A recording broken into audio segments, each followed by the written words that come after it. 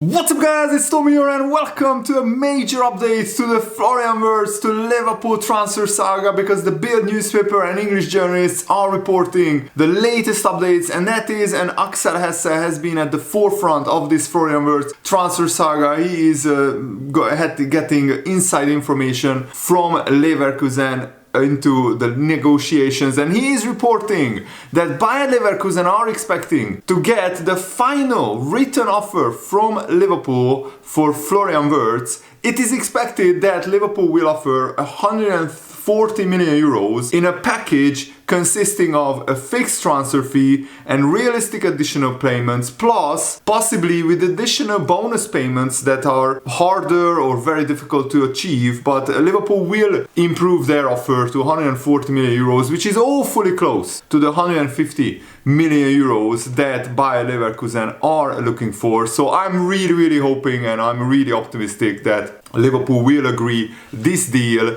this week, and this shows that the details have now been verbally agreed, because Leverkusen expecting a formalized offer of the details that have been discussed between the clubs, and they will accept. So that's we are in the finish line. And although Liverpool have not yet scheduled a medical for Florian Wirtz, Axel has reports, an agreement is very likely to be reached in the next few days. So guys, if you are excited about Florian Wirtz becoming a Liverpool player this week, make sure to leave a like, subscribe if you're new around here, because I have to post daily updates around Liverpool FC's transfer business, and turn on bell notifications so you never miss those latest videos. And Wirtz is expected to play, and he played in the third place match between France and Germany, and thankfully Florian Wirtz didn't get injured. So Bayer Leverkusen are expecting the final offer from Liverpool promptly, and they assume that both sides agree on an amount of 140 million euros,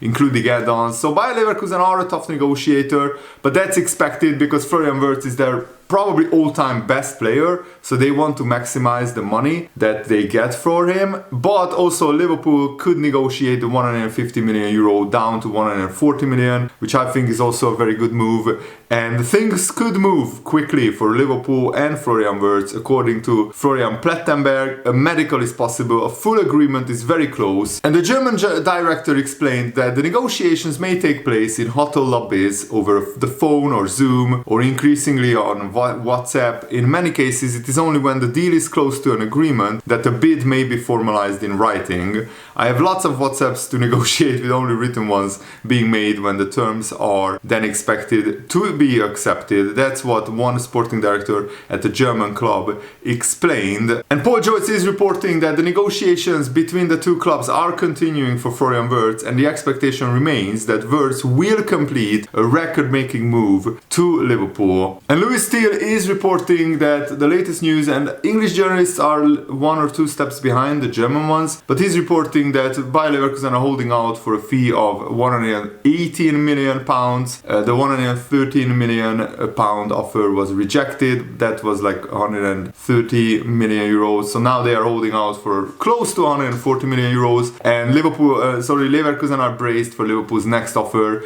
The confidence is that an agreement is very close, because Leverkusen are just haggling over some small details and achievable and more difficultly achievable bonuses. And Louis Steele is also reporting that at this stage the clubs are discussing the details of the deal in terms of the bonuses. Leverkusen are said to want an increase in add-ons, whether achievable or not. All parties are confident that the deal can be struck, as Wirtz is said to be desperate for the move. He really wants that medical, and he really wants to play for Liverpool. And Leverkusen are not planning to stand in his way if they are compensated fairly. Because Florian Wirtz is just waiting for the green light to fly to Merseyside, to fly to Liverpool for a medical once his international commitments have concluded. And now they have been concluded. So Florian Wirtz will not play another game for Germany in the next few weeks. So now he's free to fly to Liverpool and get that medical done. Once the deal for Wirtz is agreed, Liverpool are set to ramp up their efforts to sign Milos Kerkez as well, so that deal is also progressing pretty nicely. So the latest on Milos Kerkez is that Bournemouth remain insistent on their £45 million revaluation, but of course Liverpool sporting director Richard Hughes, who used to work for Bournemouth, he will try to negotiate that down a little bit. After the Wirtz and Kerkez deals are wrapped up, Liverpool will look to balance the books, so probably we will start selling some players. Chiesa is weighing up a return to Italy after hardly featuring for Liverpool, and also sales of Darwin Núñez, Harvey Elliott, Tsimikas could also happen, but nothing is advanced on that front yet. So Liverpool are aiming to wrap this Florian Wirtz deal up by Tuesday. It's very, very close. It's closer than ever. And the way every single one of these articles are written and the way they have all come about at roughly the same time, you can get the feeling that the done deal news may come after the Germany game, potentially today as well. So when the Liverpool Echo is saying that Florian Wirtz is just waiting for the deal to be done to fly to Liverpool for medical, it's you can consider it pretty much a done deal. And you could see in the Germany game that Wirtz jumped out of the way of a tackle, and that tells me that Florian Wirtz might even fly to Liverpool today to get his medical done. And if you see Wirtz playing, you could see that no doubt the deal is close based on the way that he has been playing, because he pulls out of challenges, he moves the ball quickly, so defenders don't have time to tackle him. And Wirtz also hit the post in the Germany game. And actually Florian Wirtz created the most chances, 4 chances created against France. And he was the standout in a pretty mediocre, pretty average Germany side. And also let me know in the comments, which transfer would you go for after we signed Florian Wirtz and Milos Kerkez? So after Liverpool complete these 2 brilliant deals, what kind of other transfers would you like to see? I definitely would like to see a centre-back signed, a defensive midfielder signed, and a striker as well, but I'm not sure if Liverpool have the money to do that without selling some major players.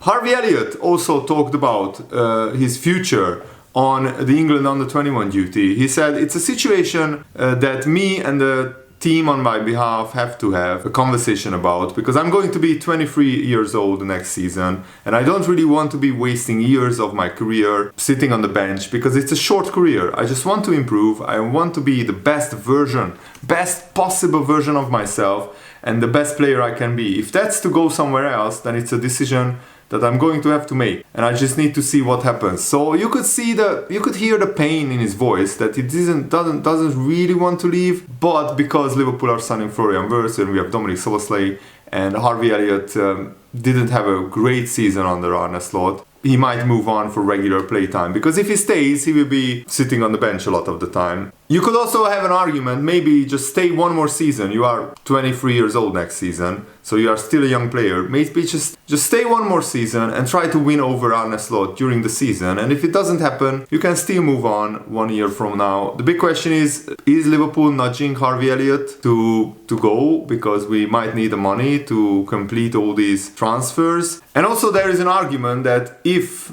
and that's a big if, and it would be a major overhaul of the attack, but if Liverpool sell Luis Diaz, Darwin Núñez and Diogo Jota, like all 3 of them sold in the same transfer window, that would be very difficult to replace. But Liverpool just need to find a Diaz replacement, so a brilliant left winger, and also a reliable striker to replace Darwin Núñez's presence, because Jota is hardly there anyway, and also Florian Wirtz can play as the false 9, so he can still play as a striker and score a lot of goals as well. And we could alternate the other striker that we signed with Florian Wirtz. And I just love that rival fans are calling Florian Wirtz bad, because if he was signing for their club, they would be absolutely over the moon, salivating over him. Harvey Elliott also said that nothing really makes me want to leave. I love Liverpool FC, I love the fans, I love the team, I support them as well. But as I said, most importantly, it's about what's best for my career. I just need to make that decision. And it's a really sad situation, because Harvey Elliott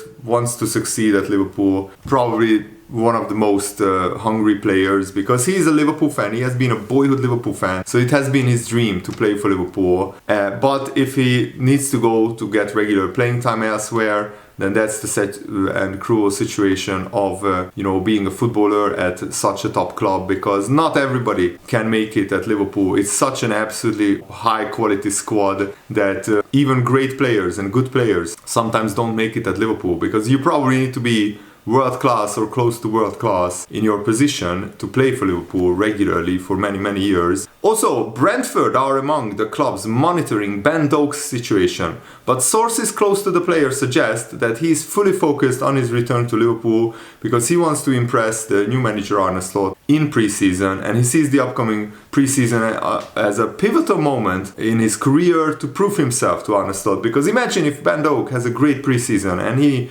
becomes one of the backups to Mo Salah. That would be sensational. The Liverpool officials rate him very highly, and that's why Liverpool placed a very strong £30 million valuation on Bando. So I'm not sure if a lot of clubs will match that. And also, can you believe this? That some rival fans called Florian Wirtz invisible or mid, all based on a SofaScore rating. Like, are you even watching football, guys? No actual context, no understanding of the role, no clue what kind of tactical setup they are even watching. You see Liverpool linked with a world-class talent. I'm talking to rival fans. No, don't take it on yourself, guys. This is not about you, but some other people who are rival fans and who just try to belittle Florian Wirtz and to try to minimize this transfer, which is one of the biggest transfers in Premier League history. The fact that Liverpool are doing it makes some people's blood boil. It makes them so angry.